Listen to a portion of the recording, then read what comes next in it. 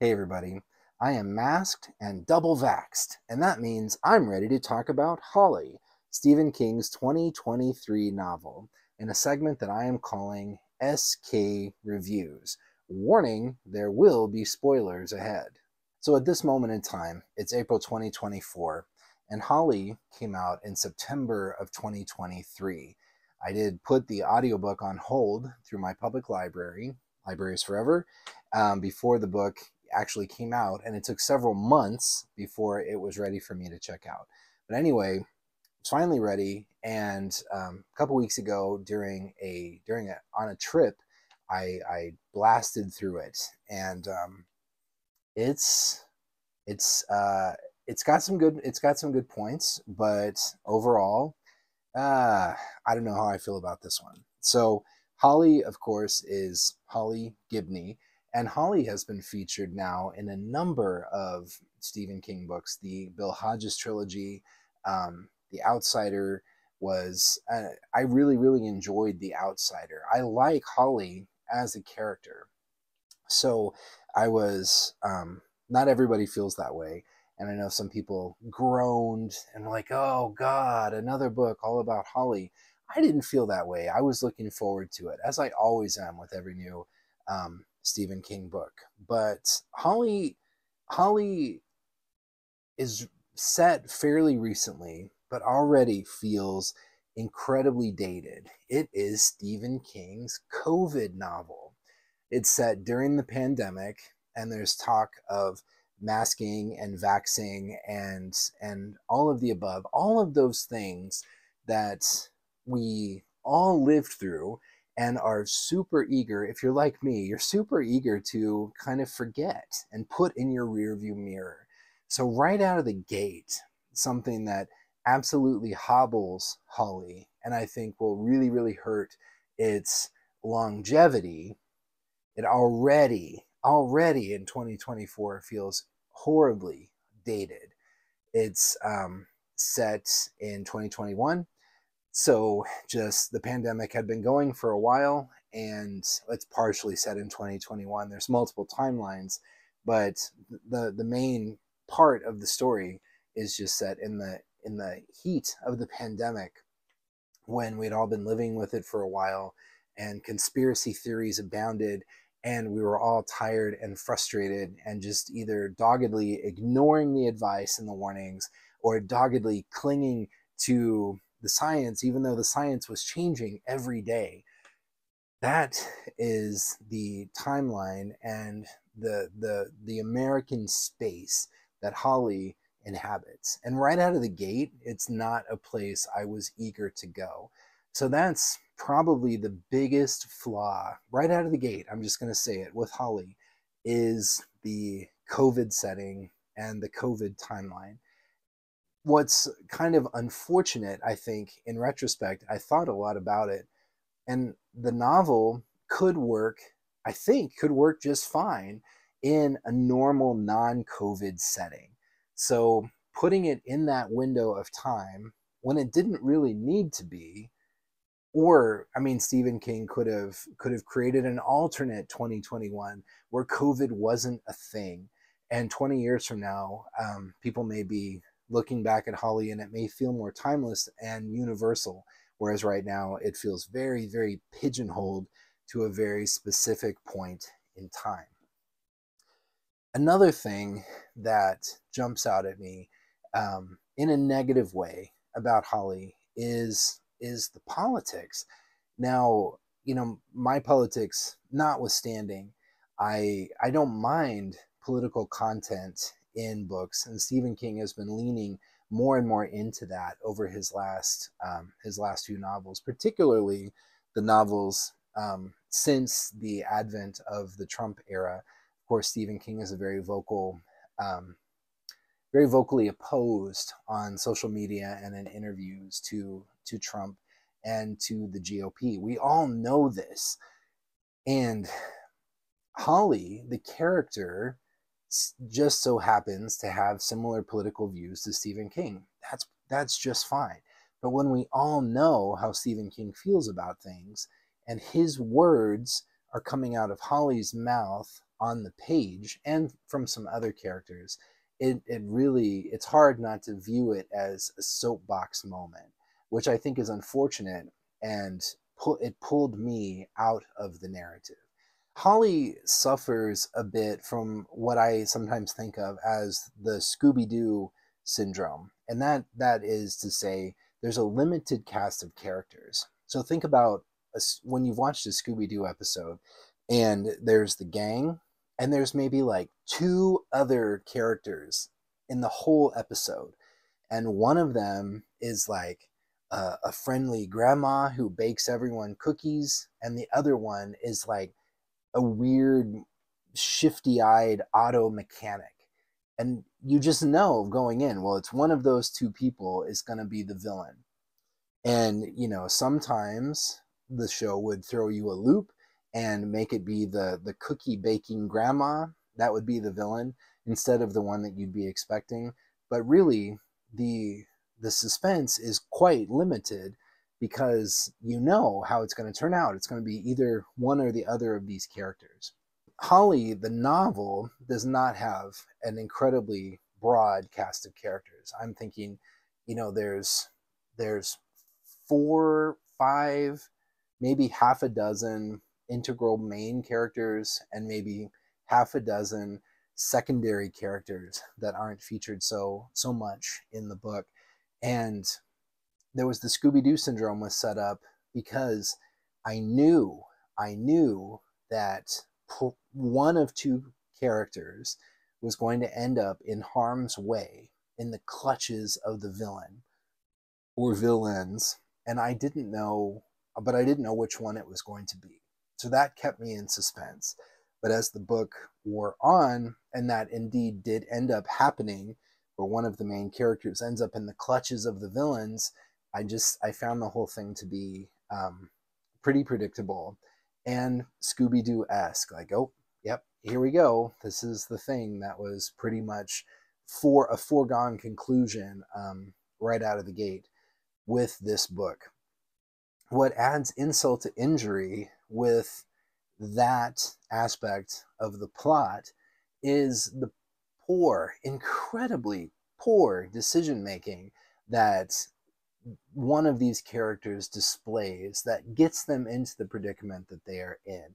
Now, Holly as a character, I've always found her unique. I've always found her interesting. She's smart. I mean, she's a little ditzy. She's very OCD, but she's smart and she's savvy and she can take care of herself. Well, there were parts of Holly where the character Holly to me almost felt like Stephanie Plum. Like she tripped and fell putting her bra on while her lover's waiting in bed, and then bad guys come and like steal her dog. And I don't know, that's a really weird tangent, but Stephanie Plum as a character is fun in the context of the Janet Ivanovich novels, but she is ditzy. That's what she does, and that hasn't been Holly up until this novel. And Holly had some really, really boneheaded moments that I was just like, what the heck is going on? What the heck is going on with this character? And once, you know, it was like I was watching a horror movie. And I've said from the beginning, there's going to be spoilers. I don't know why I was beating around the bush earlier, but Holly is the one who gets captured. And it's like you're watching a horror movie, and I think it even references this in the novel itself. And everyone at home, everyone watching is like, well, obviously, you need to walk away right now. Do not go there and do that. And that's exactly what Holly does. I was listening to the book and I was thinking, oh my God, how stupid can you be? Go away. And she's even thinking, I bet that this is a setup. I bet this is a trap. But she walks right into it.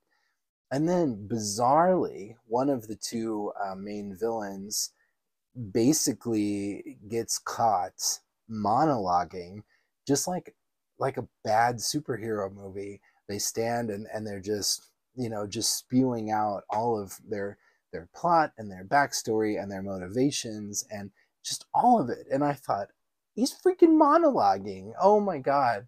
So there were just some really, really what I thought were unfortunately like ham-fisted and clumsy plot mechanisms in Holly that I found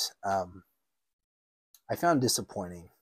And part of me feels like anything that comes out or that was produced or created during the pandemic should get a pass because it was the freaking pandemic. But what did artists have to do during the pandemic other than create? Musically speaking, it was an incredibly prolific period for a lot of bands and groups that I follow. People were releasing their best, most introspective music ever because they had nothing to do but stay home and play music and reacquaint themselves with their art. So as much as I want to give Holly a pass for being a product, a child of the pandemic, I can't. I don't think I can really do that. Okay, so far in this video, all I've done is shit on Holly and shit on Stephen King. As much as that breaks my heart, I have to be candid. I have to be honest about how I feel, and I've been honest in the past. Not everything he's written has been great. Not everything he's written has been good, honestly. And but Holly does have some redeeming qualities, and I'm going to talk about those now. So right out of the gate, the biggest plus, and the thing I most enjoyed about Holly are the villains. Very, very unique, unusual, funny, scary, sick, crazy villains disguised as mild-mannered university professors. It's a husband and wife.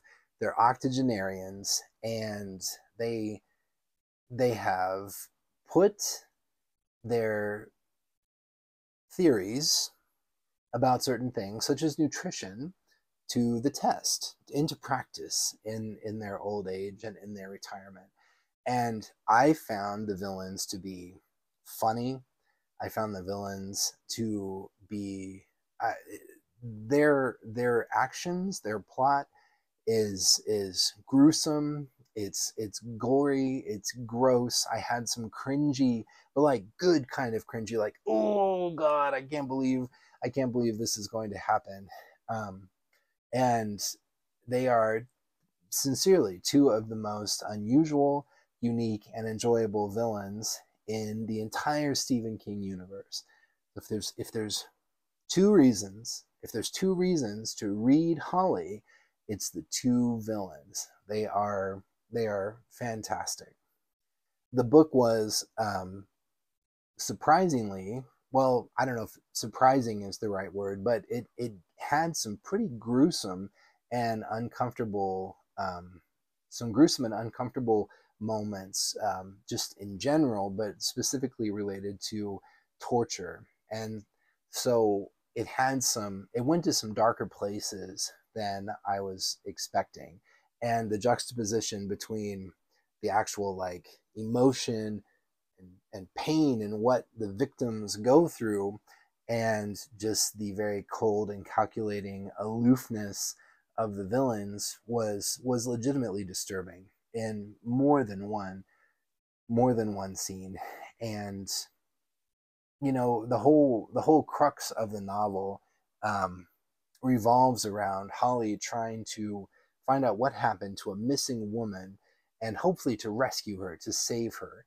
And that doesn't happen, and you're hoping that it will, because that's what we're, of course, we're all programmed to hope that the hero will be successful, and the victim will be saved.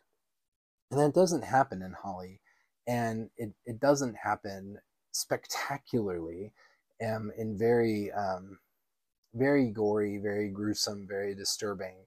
So as weird as it is to say, I mean, it doesn't really sound like praise, But I found that part of the book to be very engaging and gripping and frankly surprising. So anything to do with the villains and their villainy and their twisted, sick plans and how they enact them and how they play them out was funnier than I was expecting, gorier, more gruesome.